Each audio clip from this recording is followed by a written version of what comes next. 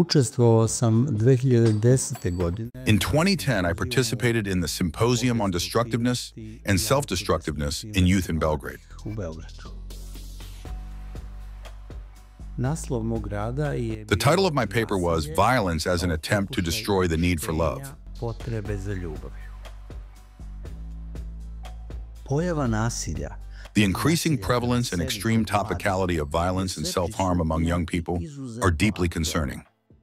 Opravdani strah. The fear shared by many of us that violent behavior will spread further is justified. However, the etiology of this phenomenon is not overly enigmatic. To most of us involved in psychological help, it is quite obvious that various emotional frustrations lie behind the violent behavior of young people. That violence is an expression of certain inner suffering, dissatisfaction, a deflection of one's own attention from internal, less tangible suffering towards external physical destruction and physical pain. For example, an adolescent whose parents have separated and whose family communication has become very weak attacks a peer with a stick, beats him, and then extinguishes cigarette butts on his own arms. There are many similar examples where a young person, after some kind of loss, feels lonely and stressful situations objectively lead to a reduction in communication. And instead of turning to a trusted person and confiding their feelings of unhappiness, loneliness, fear, and misery, they resort to a primitive defense mechanism that consists of projecting internal unconscious violence against the core of their psychological being onto external objects, people, or their own body. Na spoljne objekte, ljude ili sopstveno telo. It is as if the protection of the soul takes precedence over the protection of the body. Unbearable internal emotional pain, without the possibility of communication, conversation, confiding, sharing that pain with another being, produces violence, that is, destructive behavior towards the environment or oneself, and in a physical form. Tretman zahteva savjetnički I terapijski rad. Treatment requires counseling and therapeutic work, both with the specific young person and with their family. That is, the immediate environment in which the young person will continue to live.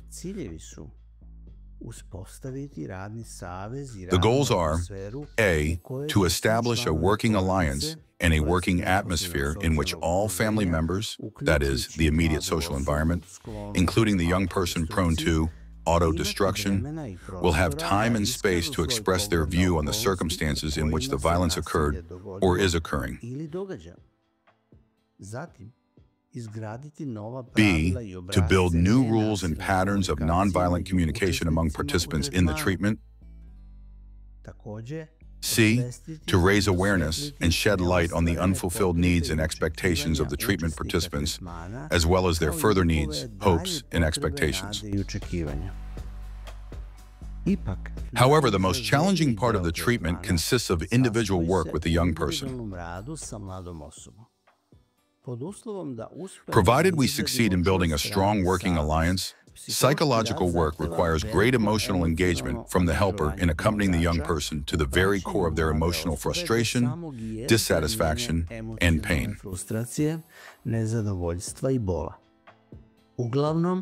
Generally, the source of emotional frustrations lies in primary family relationships, where numerous feelings of anger, sadness, misery, bitterness, disappointment, jealousy were stirred up, but remained unresolved. Patterns of exchanging love were not built within the family. Instead, patterns of exchanging remarks, criticisms, commands, orders, rebellion, dissatisfaction, insults, and violence developed. Thus, it is difficult for the young person to approach a mode of communication characterized by gentleness, tenderness, requests, apologies, compliments, concessions, mercy, and touch.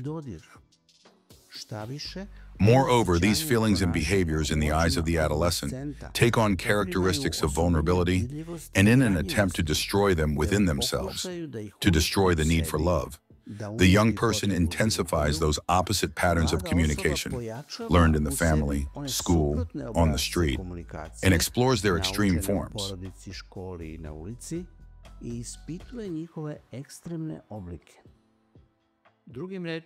In other words, when someone flees from tenderness, mercy, and love, they logically rush in the other direction, towards violence, both towards others and towards themselves.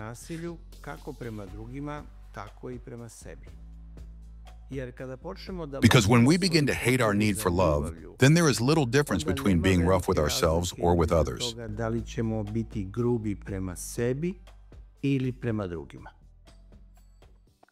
Thank you. If you want, you can like this video and subscribe to this channel. Na kanal Psiholog.